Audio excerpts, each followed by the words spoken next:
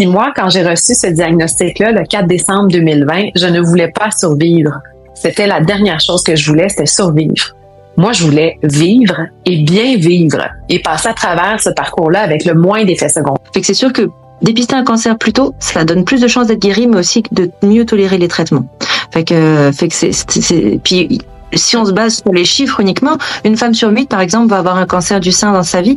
Donc, c'est pas quelque chose qui n'arrive jamais, c'est quelque chose qui est réel. Côté, j'ai eu une opération. Après ça, j'ai eu de la chimiothérapie. J'ai eu aussi des traitements ciblés parce qu'on parle souvent du cancer du sein, mais on devrait plutôt qualifier ça des cancers du sein parce que il y a différents types de cancers. Et ça aussi, d'ailleurs, c'est une première chose à éduquer les gens.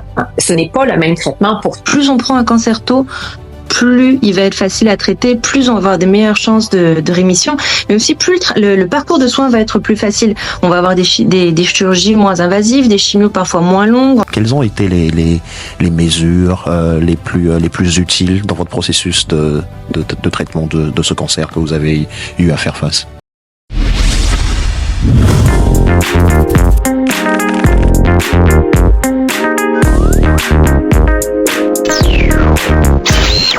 Bonjour et bienvenue dans votre podcast Francosphère, le podcast qui met en lumière les inspirations francophones dans la culture, l'art, l'entrepreneuriat, le business, la santé et le bien-être. Et aujourd'hui, nous aborderons un sujet de la plus haute importance qui touche de nombreuses femmes à travers le monde, qui est le cancer. Nous parlerons aujourd'hui de la sensibilisation, de la prévention et du traitement du cancer du sein. Ces cancers représentent un défi de santé publique majeur selon l'OMS et il semblait important d'en parler aujourd'hui. Et pour ce fait, nous avons deux invités spéciaux. Bonjour Mathilde, bonjour Sophie. Bonjour. Comment ça va? Bien, et vous-même? Ça va très bien, ça va très bien. C'est tout un plaisir de vous recevoir aujourd'hui. Pour commencer, je vais vous laisser le soin de vous présenter chacune. Vas-y, Mathilde, je te laisse le soin de te présenter. J'irai par la suite en tout bonheur. Parfait. Ben moi, mon nom est donc Mathilde. Je suis infirmière à la Fondation québécoise du cancer. C'est assez récent. Avant, j'étais infirmière pivot en oncologie. Je travaillais dans les cliniques d'oncologie, les différents départements au CHUM. J'ai travaillé en radiothérapie. Fait que j'ai vraiment sur tout le parcours pour les patientes et les patients qui ont durant leur parcours de soins. Voilà, c'est ça qui m'a amenée aujourd'hui à la Fondation et c'est pour ça que je suis avec vous aujourd'hui. Ça fait plaisir.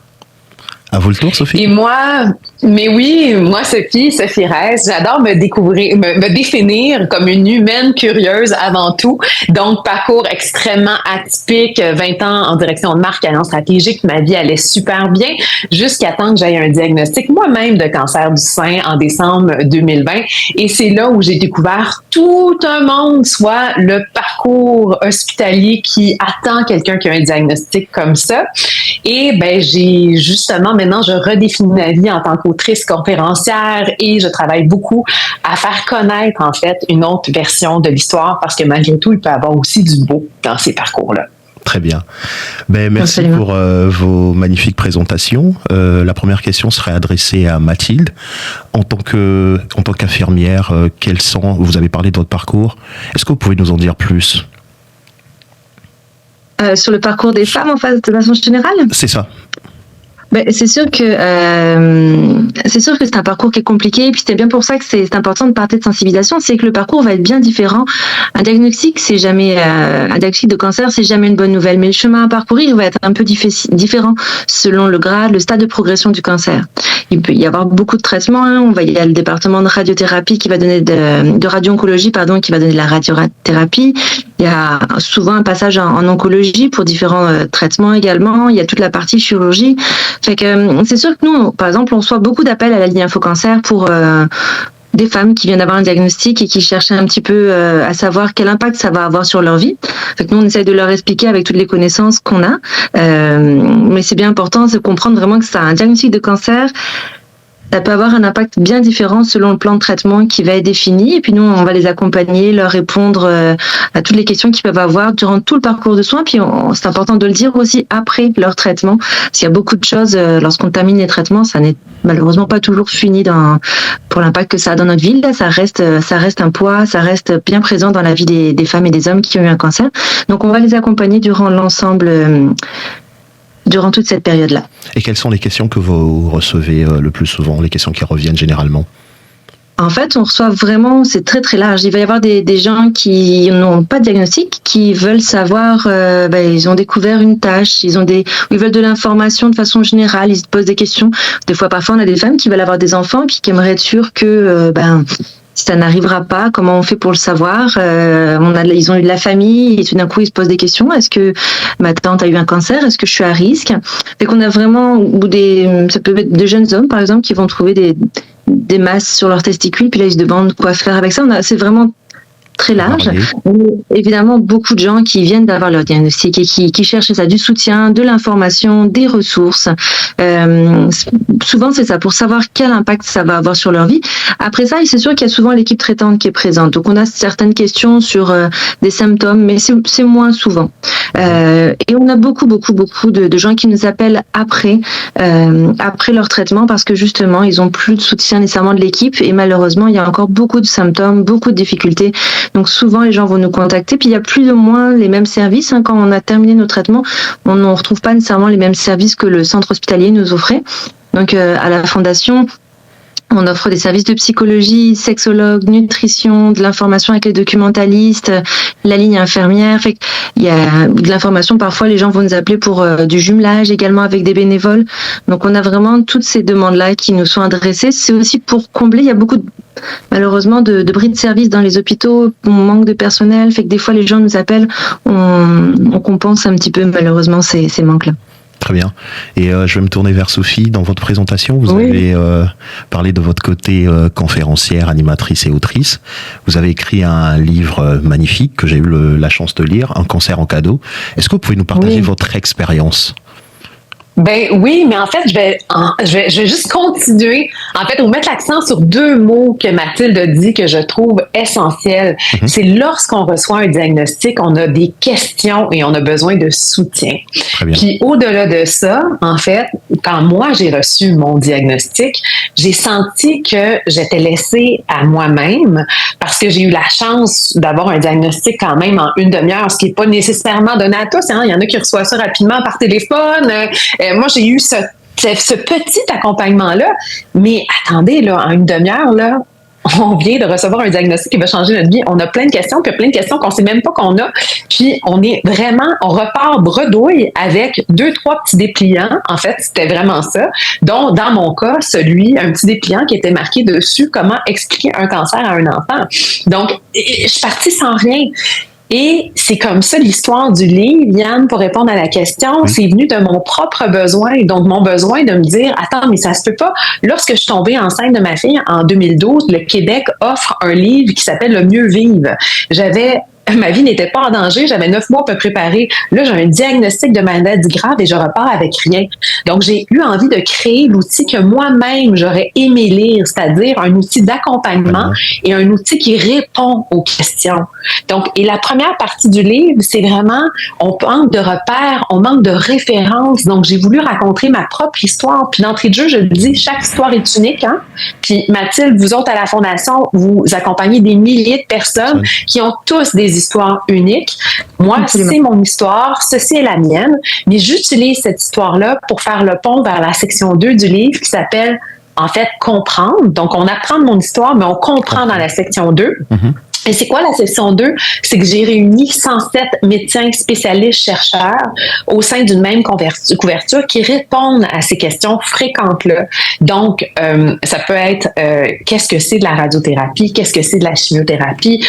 Quels sont les examens les plus fréquents? Mais pas juste de les nommer, mais de les expliquer à compréhension d'hommes et femmes pour que monsieur et madame tout le monde puissent comprendre, parce qu'on peut apprendre sans comprendre, mais pour passer à l'action et vraiment embarquer dans son processus de soins, on doit comprendre, puis lorsqu'on comprend, on a moins peur. Puis lorsqu'on a moins peur, ben notre niveau de stress, il descend. Et c'était vraiment ça ma prémisse. Puis moi, quand j'ai reçu ce diagnostic-là, le 4 décembre 2020, je ne voulais pas survivre. C'était la dernière chose que je voulais, c'était survivre. Moi, je voulais vivre et bien vivre et passer à travers ce parcours-là avec le moins d'effets secondaires. Et ça aussi, c'est quelque chose que nos cliniciens n'ont pas le temps de nous expliquer et ou que ne connaissent pas toutes ces ressources-là, dont plusieurs aussi qui sont offertes par la Fondation québécoise du cancer et d'autres organismes aussi de soutien paramédicaux qu'on connaît peu ou pas. Et c'est cette curiosité-là qui m'a mené à encore là pousser plus loin et répertorier toutes ces solutions-là pour que on n'aille plus jamais à se faire dire il n'y a pas de solution pour ça, madame. Donc voilà. Très bien. C'est d'ailleurs une très bonne réponse. J'ai une question qui va s'adresser à vous deux.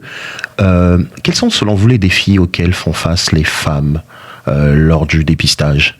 Est-ce que c'est plutôt des défis psychologiques ou des défis sanitaires? Mais quels sont les défis généraux auxquels font face les femmes pendant le dépistage? Car le dépistage est la première phase déjà qui détecte le cancer. Mais selon vous, quels peuvent être les défis principaux? Ben, moi, je peux me lancer par mon expérience. J'ai un diagnostic à 38 ans. 38 ans qui a été découvert de façon fortuite par le simple fruit d'une clinicienne. Donc, dans mon cas, c'était une gynécologue qui, elle, croyait à la prévention. Donc, hors tout protocole, elle a eu cet instinct-là de m'envoyer dans un test de dépistage bien que je n'ai aucun symptôme. Et ça, c'est quelque chose, en fait, qui n'est absolument pas coutume et je dis publiquement cette chance que j'ai eue, tout simplement parce que j'avais des seins denses fibrokystique. Puis elle s'est dit, ben, on va aller prendre de façon préventive une mammo-écho. Puis comme ça, quand tu rentreras dans le programme à 50 ans au Québec, ben, tu auras un barème. Donc ça a été vraiment le fruit de son éducation, de sa façon de pratiquer qui est très personnelle. Et c'était dans un système public. C'était vraiment comme ça, mais c'était vraiment cette clinicienne-là qui croyait à la prévention. Et c'est ce qui m'a sauvé personnellement la vie. Par contre, autour de moi, maintenant avec le livre, j'ai une communauté, des gens qui m'écrivent, et combien de femmes en bas de 40 ans, parfois avec des symptômes qui ne se font pas prendre au sérieux et qui ont vraiment une difficulté énorme à avoir accès à un dépistage de base. Donc ça, pour moi, c'est un enjeu qui est critique, puis j'ai hâte d'entendre Mathilde aussi rebondir là-dessus. Et pour ce qui est de mon côté, la chose la plus difficile, ça a été cette phase en fait d'attente entre le dépistage et le diagnostic final. Et au Québec, ça peut aller jusqu'à 17 semaines et c'est inhumain. Parce que moi, dans mon cas, ça a pris 2 semaines et j'arrachais les murs. Je ne vivais plus parce que j'avais un niveau de stress qui était tellement élevé. Et pour moi, c'est 2 enjeux. Donc, l'accès au dépistage et aussi la durée avant qu'on ait un diagnostic formel et qu'on puisse prendre part à l'action de notre propre traitement. Très bien. À vous le tour, Mathilde. Je rejoins tout à fait Sophie. C'est sûr que l'accès à un professionnel de la santé, c'est la plus grosse difficulté. Lorsqu'on a la chance d'avoir une clinicienne qui est capable de nous voir puis de faire et puis qui alerte comme ça, c'est absolument génial. Mais effectivement, il y a beaucoup de cas où c'est difficile d'avoir des examens, même si on a souvent un discours. Vous savez, il peut y avoir plein d'autres choses que ça, donc on va d'abord penser à d'autres choses. Mais c'est vrai que du coup, les examens se font pas nécessairement. Et ça, c'est encore quand on a un médecin de famille ou une clinicienne ou un clinicien qui nous suit de façon régulière. Pour beaucoup de gens, l'accès à un professionnel de la santé, que ce soit un médecin ou un gynécologue pour les tests, par exemple, c'est extrêmement difficile. Et puis, c'est des zones qui sont, quand on parle de cancer gynécologique, par exemple, c'est des zones qui sont honteuses. On n'en parle pas nécessairement à notre médecin de famille qui nous suit depuis des années, tout comme on n'en parle pas non plus autour de nous, à nos proches, quand on a un problème. Fait que c'est sûr que c'est un des gros enjeux, je pense, que le fait que ce soit pour la gynéco, en tout cas, des zones dont on parle peu. C'est pas très sexy de parler de ses problèmes gynéco, ni à son médecin. Fait que c'est sûr que ça, c'est un des enjeux. Il va y avoir certainement une gêne qui est liée aux examens gynécologiques, ça peut être à cause d'une histoire de vie, d'une culture, d'une religion. Il n'y a pas tout le monde qui est à l'aise avec le fait de subir des examens au niveau des seins, puis des examens gynécologiques. Fait que c'est sûr que ça, c'est aussi des enjeux que beaucoup de femmes vont rencontrer. Et puis, moi, je pense qu'en termes de dépistage, il y a aussi une grosse partie, on parle de femmes, beaucoup sont des mères de famille avec une charge mentale importante, et faire passer des dépistages tous les 2 ans, que ce soit des mammographies ou des pap tests ou des tests VPH, ça demande une certaine rigueur organisationnelle et une motivation. On sait qu'il y a beaucoup de gens qui, dans leur vie professionnelle et leur vie familiale, ont tendance à négliger leur santé. Et ça, je pense que c'est un réel frein aussi en termes de dépistage là pour les femmes. Ça demande d'arriver à prendre rendez-vous avec quelqu'un, de faire l'effort d'appeler, ensuite de trouver quelqu'un qui voudra bien nous voir, et ensuite de le convaincre que il faut faire ce test-là, ou qu'on a une histoire familiale compliquée, donc on aimerait pousser un petit peu l'investigation. C'est plusieurs freins pour moi que les femmes rencontrent. Et puis ici spécifiquement pour les cancers gynécologiques, il faut savoir aussi que c'est des cancers, le col de l'utérus en l'occurrence ne présente pas de symptômes, fait que les gens n'ont pas nécessairement se disent j'irai quand il y aura quelque chose, sauf qu'il n'y en a pas. Il n'y a aucun symptôme, ou alors vaguement des saignements ou des pertes vaginales anormales, ce qu'on peut avoir à plein d'autres moments dans la vie. Donc très peu vont pas faire l'effort de consulter un médecin de famille s'il n'y a pas un accès très facile pour en voir. Ok. Et pourquoi le dépistage précoce est-il crucial pour vous concernant ces cancers gynécologiques, et comment faire pour relayer l'information? Que ce soit pour le cancer du sein ou le cancer gynécologique, en fait, vraiment, comme je disais tout à l'heure, il y a vraiment le fait que plus on prend un cancer tôt, plus il va être facile à traiter, plus on va avoir des meilleures chances de rémission, mais aussi plus le parcours de soins va être plus facile. On va avoir des chirurgies moins invasives, des chimios parfois moins longues. En tout cas, on n'aura peut-être pas à rajouter différents autres traitements qui vont arriver par la suite. Quand un cancer est pris en charge plus tard, la maladie a pu évoluer. Il y a des métastases qui ont pu se propager. Tout ça va complètement changer le plan de traitement et l'impact que ça va avoir sur les gens. Fait que c'est sûr que dépister un cancer plus tôt, ça donne plus de chances d'être guéri, mais aussi de mieux tolérer les traitements. Fait que puis si on se base sur les chiffres uniquement, une femme sur 8, par exemple, va avoir un cancer du sein dans sa vie. Donc, c'est pas quelque chose qui n'arrive jamais, c'est quelque chose qui est réel. On a un réel risque de le vivre. Donc, c'est important de le dépister et de pas attendre que ça arrive, en fait. Très bien. Et je reviens vers Sophie. En parlant de traitement, quelles ont été les mesures les plus utiles dans votre processus de traitement de ce cancer que vous avez eu à faire face? Les mesures les plus utiles, moi, je pense que toutes les mesures se valent. Est-ce que c'est dans le sens au niveau des traitements? Moi, de mon côté, j'ai eu une opération. Après ça, j'ai eu de la chimiothérapie. J'ai eu aussi des traitements ciblés. Parce qu'on parle souvent du cancer du sein, mais on devrait plutôt qualifier ça des cancers du sein parce qu'il y a différents types de cancers. Et ça aussi, d'ailleurs, c'est une première chose à éduquer les gens. Ce n'est pas le même traitement pour tous. Moi, dans mon cas, j'avais un sous-type qui était un HR2 qui vient avec son lot de complexité, mais qui est très agressif, mais il y a aussi son lot de solutions. Donc, et moi, dans mes solutions, justement, en créant cette relation avec mon personnel soignant, en challengeant, en étant curieuse, en lisant, en m'éduquant, en passant des nuits blanches à lire des études médicales et tout ça, on est arrivé avec un protocole qui, pour moi, dans le fond, qui n'était pas nécessairement le protocole standard conventionnel à l'époque, qui maintenant, 2 ans plus tard, est rendu un standard de soins, parce que l'innovation d'aujourd'hui va être le commun de demain. C'est vrai. Ça va vite, ça va vite.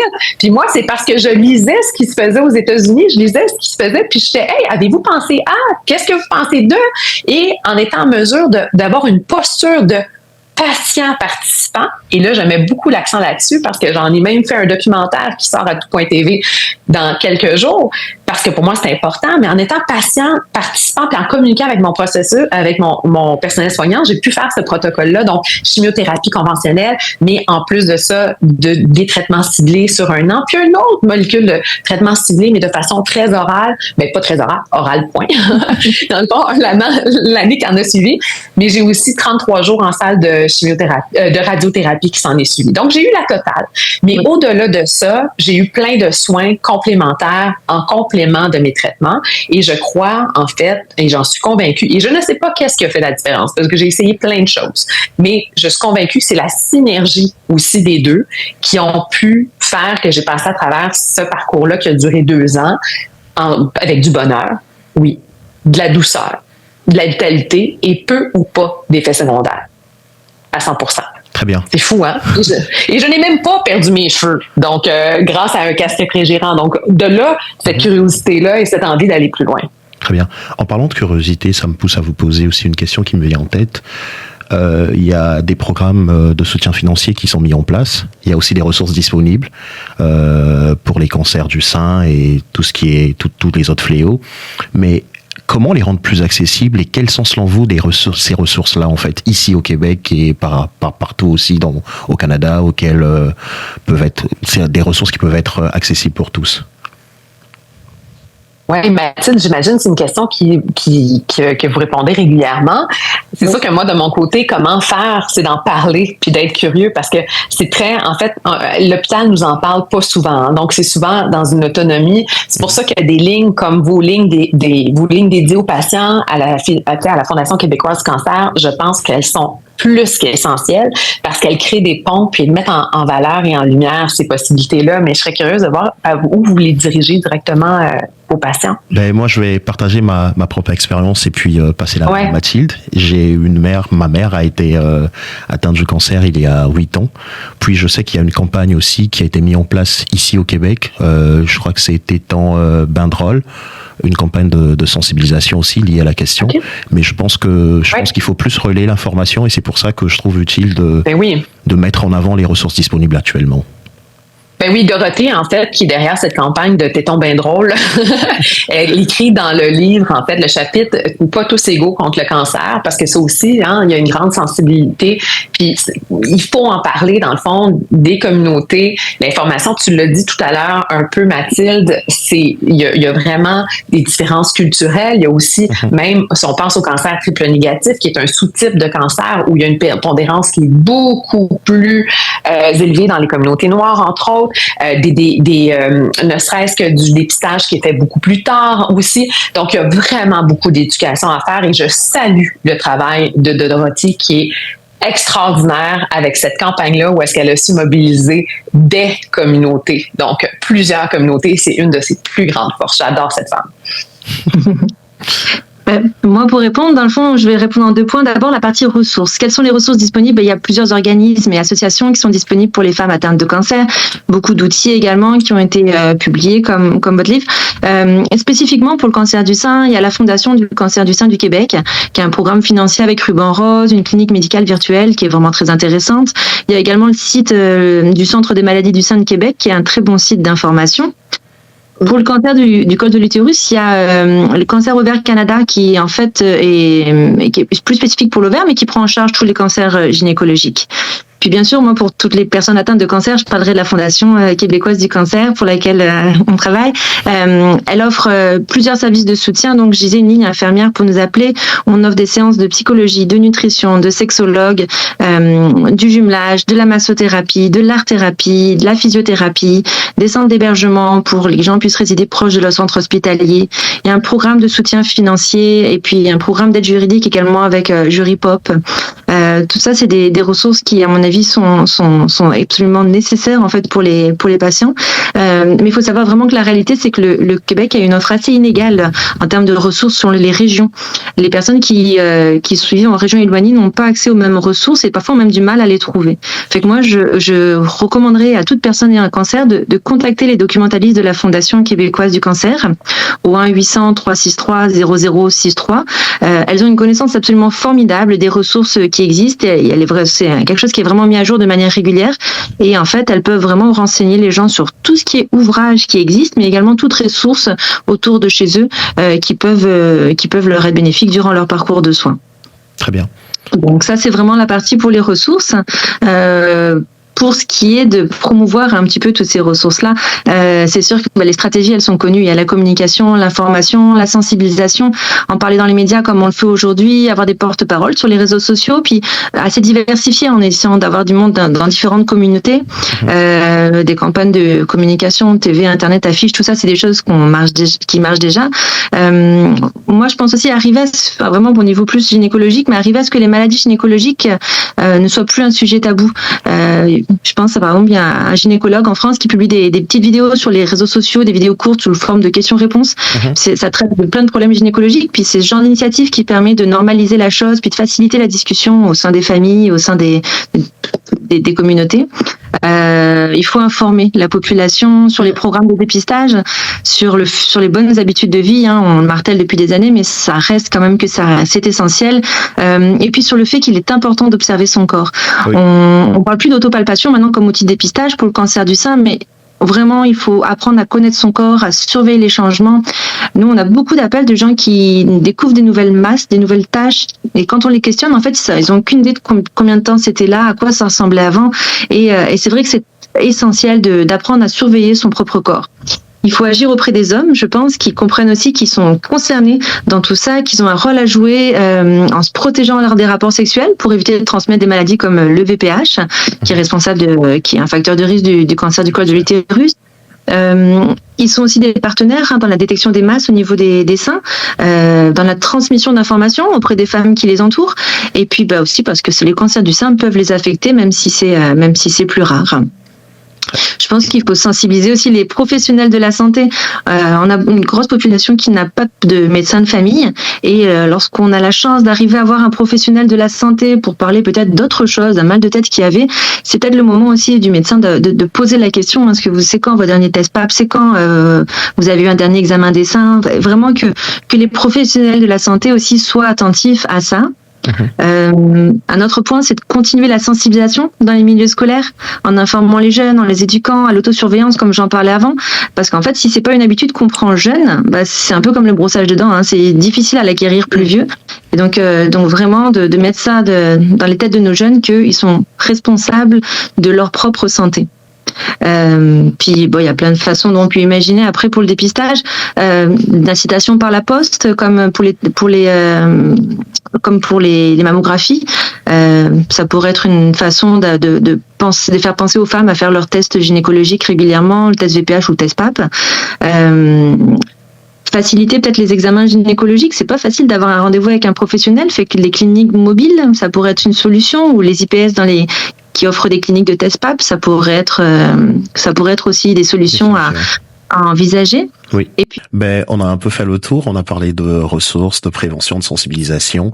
Et maintenant, j'aimerais vous adresser une question aussi, au même titre, une question importante. Quelles sont les avancées médicales actuelles, les dernières avancées dans le traitement du cancer du sein et de l'utérus, selon vous? Est-ce que moi, je peux peut-être m'avancer sur quelque chose que je note. Tu sais, je l'ai dit au début, il y a différents types de cancers. Hein, dans le fond, juste ne serait-ce que du sein. Je trouve que de plus en plus, c'est les traitements ciblés, c'est les protocoles qui sont adaptés.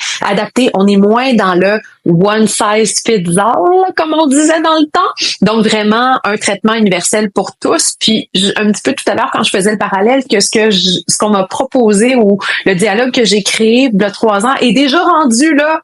2 ans, 3 ans plus tard, le protocole de soins maintenant, c'est vraiment, je pense que ne serait-ce que la chimiothérapie prend un peu moins d'importance versus l'immunothérapie, versus les traitements ciblés. Moi, je rêve d'un jour où il n'y aura plus de traitement systémique, que je rêve un peu, j'en parle dans le livre, d'ailleurs c'est une innovation québécoise, les magnétodrones de Starpax, qui est vraiment la livraison de chimiothérapie ciblée par drone magnétisé. C'est interne, c'est extraordinaire, je veux dire, mais ça a l'air un peu science-fiction, mais je rêve qu'un jour ça ne soit plus science-fiction, puis présentement c'est on toujours au statut de recherche clinique, mais peut-être qu'un jour, ça va être la vérité. Mais de ce que j'observe, c'est que de plus en plus, la tendance va à diminuer la chimiothérapie, puis vraiment d'augmenter ces traitements-là. Puis même chose pour la radiothérapie, de diminuer la dose aussi, ou pas nécessairement la dose, mais des traitements beaucoup plus courts. Hein? C'est ça, vous autres aussi, vous le notez. Hein? Donc voilà, fait que c'est mes observations. Mais encore là, je ne suis pas clinicienne, je suis qu'une humaine très curieuse et extrêmement passionnée du domaine. C'est très bien et nous vous encourageons en tout cas Sophie dans cette lancée, mais on est presque arrivé à la fin de ce très très très bel échange. Est-ce que vous avez un message à adresser à la prochaine génération? D'abord, je rebondirai moi sur le biomédical et sur le fait qu'effectivement il y a plein de choses qui se développent rapidement et que je pense que c'est super important que tu le mentionnes. Oui. Ça explose en ce moment la recherche, fait que il y a beaucoup de choses à faire si les gens sont intéressés, qu'ils en parlent à leur oncologue ou qu'ils aillent voir le site d'Onco Québec. Les essais expérimentaux intéressent les femmes qui nous écoutent. Sur le site d'Onco Québec, là vous pouvez vous faire aider par une infirmière pour trouver des protocoles de recherche en recrutement. Ou parlez-en à votre équipe médicale là, mais c'est vrai que ça ça explose en ce moment et qu'il y a beaucoup de choses et le biomédical est en train de se développer avec. Donc c'est peut-être pas si fou comme traitement. Pour les messages, moi, c'est certain que j'en ai dit, hein, mais de responsabilisant les gens à prendre soin de leur corps.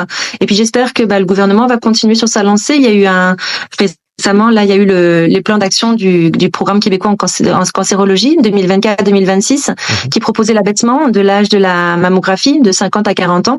Fait que je pense que c'est des belles idées. Il y a la création des trajectoires de dépistage pour les femmes à haut risque pour le cancer du sein. Il y a l'accélération aussi de la transition vers le test VPH comme méthode de dépistage pour le cancer du col de l'utérus. En fait, depuis 2023, il y a ce test qui remplace graduellement le Pap test, mais en réalité, il est encore peu offert à la population et il permet d'avoir des tests moins fréquents puisqu'on parle de 5 ans au lieu de 2 ans. Et il permet de détecter les virus VPH à risque élevé de cancer. Donc c'est avant le Pap test. Fait que tous ces beaux plans en fait se mettent en place et que les gens apprennent à se responsabiliser et ne mettent pas ça dans les programmes de dépistage sont intéressants, mais faut que la population comprenne que c'est eux qui sont responsables de leur bien-être, de leurs soins, fait qu'ils regardent les ressources autour de chez eux, qu'ils n'abandonnent pas parce qu'ils n'ont pas de médecin de famille, qu'ils soient attentifs à leur corps. Je pense que c'est des choses qui sont primordiales. C'est beau, Mathilde, tu trouves ça beau. En fait, il n'y a pas quelque chose que tu as dit depuis le début que je ne suis pas en accord.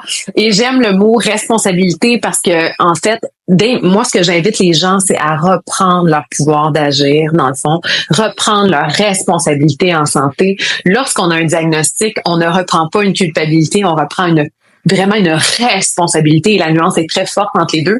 Et lorsqu'on reprend ce pouvoir-là, on a les deux mains sur le volant. C'est nous, en fait, qui avançons et je vous invite à vous bâtir une équipe de soins, une équipe de confiance. Je vous invite à questionner. Je vous invite à arriver avec vos questions et pas vos réponses. La curiosité, ça fait 40 fois je le nomme, mais c'est un super pouvoir.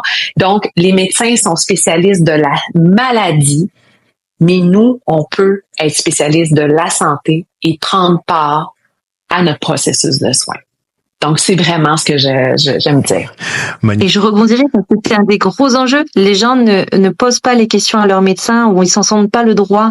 Nous, à la Ligne Info Cancer, systématiquement, on conseille aux gens d'écrire leurs questions pour pouvoir 100%. Prendre le temps de les poser à leur médecin parce que c'est beaucoup de gens appellent les infirmières ou leur équipe après avec plein de questions qui leur viennent. Ça, c'est naturel, mais aussi parce qu'ils n'ont pas du tout osé les poser. Et ça, c'est bien dommage. C'est tellement vrai, puis je sais on pourrait passer des heures en jaser, mais c'est tellement important ce que tu dis, Mathilde. Les gens, j'ai même un chapitre dans le livre avec une avocate, Catherine, qui explique en fait, en tant que patient, nous avons le droit de poser des questions. C'est un droit qui est fondamental et nous devons l'exercer. Nous sommes en droit d'exercer. Mais c'est pas tout le monde qui a cette énergie-là de se poser des questions, ne serait-ce que de les écrire et tout. Donc pour faciliter la vie des gens, dans le livre, entre autres, Un cancer en cadeau, je me suis assise avec des gens, des hommes, des femmes du Centre d'excellence de partenariat patient, entre autres, de la chaire de recherche par long cours, pour définir des listes de questions déjà préfaites pour inspirer les gens à copier-coller ces questions-là, puis se dire, OK, ça c'est pour mon cas. Ça, j'avais pas pensé à ça. Puis vraiment d'arriver avec ces questions-là, puis il y a des gens qui le photocopient, puis qui arrivent avec ça, puis que ça leur sert de guide. Donc, c'est ça qui est important, c'est de s'outiller pour prendre action. Très bien. Je n'aurais pas dit mieux. J'ai eu en ma possession de magnifiques messages. Surtout pour nos auditeurs, ils savent qu'à Francosphère, ici, chaque histoire est une inspiration, chaque invité une révélation. Aujourd'hui, j'en ai eu pas mal de révélations. Est-ce que vous avez des contacts que vous aimeriez partager? Mathilde, tu as parlé de la ligne de la Fondation. Sophie, si nous, on va essayer de relayer vos réseaux. Oui, Un cancer en cadeau. Un cancer en cadeau. Absolument. On va le mettre en avant. C'est gentil. Le livre est disponible partout dans la francophonie, en Europe, au Canada. Donc, c'est vraiment un best-seller en oncologie. Ce qui me fait le plus plaisir, en fait, c'est que les cliniciens l'utilisent. Donc, il y a des hôpitaux qui l'achètent aussi pour offrir aux infirmières, aux médecins. Donc, puis autant que les patients le prennent en dessous du bras, puis ça les accompagne à chaque traitement. Donc, ça, je trouve ça beau. Aussi, j'en ai glissé mot. J'ai aussi la Fondation Garde tes cheveux, qui est partenaire de la Fondation québécoise du cancer. Quand on parle que la Fondation québécoise du cancer, pour moi, c'est un pilier extrêmement important parce qu'il fait vraiment le pont avec plein d'organismes complémentaires. C'est le lien direct avec les patients. Il milite aussi pour nos droits. En tout cas, pour moi, je suis une fan finie de la Fondation. Mais outre ça, la Fondation québécoise, la Fondation Garde tes cheveux, ça outille, ça informe aussi les hommes et les femmes qui désirent conserver leurs cheveux malgré la chimiothérapie parce que oui, il y a une solution qui existe et on milite beaucoup pour accéder à ce droit de faire un choix éclairé en toute connaissance des options sur le marché. Donc, gardetecheveux.org, qui est un site web pour toute personne qui désire garder ses cheveux malgré la chimiothérapie. Le plaisir. Et vous, Mathilde? Merci. Bon, martelez le numéro pour nous appeler. Appelez-nous si vous avez un diagnostic. Ça nous fera plaisir de vous renseigner. C'est le 1-800-363-0063. Vous pouvez aussi aller sur le site de la Fondation. Vous allez trouver plein d'informations. Et je peux peut-être rappeler pour tout ce qui est partie recherche, parce que il y a beaucoup de gens effectivement qui s'intéressent à la recherche. Le site donc au québec.com. Je pense qu'il peut être super intéressant pour les gens qui se questionnent comme Sophie là, qui veulent savoir vers quoi on s'en va. C'est quoi les nouveaux traitements? Ça peut être extrêmement intéressant aussi pour eux d'aller regarder ça, mais je pense que il y en a beaucoup des ressources, mais c'est déjà un bon départ pour si vous avez un diagnostic et que vous cherchez un petit peu quoi faire, comment vous aider vous-même. Vous, Mathilde et Sophie, pour votre disponibilité. Merci d'avoir répondu présente à ce rendez-vous et aussi pour votre humble contribution. Vous avez contribué à la bonne marche de ce programme, de cette émission. Pour nos chers auditeurs et auditrices, on se retrouve au prochain numéro avec d'autres invités. Et je voulais aussi vous souhaiter bonne continuation dans vos domaines respectifs. On sait que Sophie a plein de chapeaux et Mathilde aussi beaucoup de courage. Merci de nous avoir donné le temps de parler. Merci, à très bientôt. À très bientôt. Bye. Au revoir. Au revoir.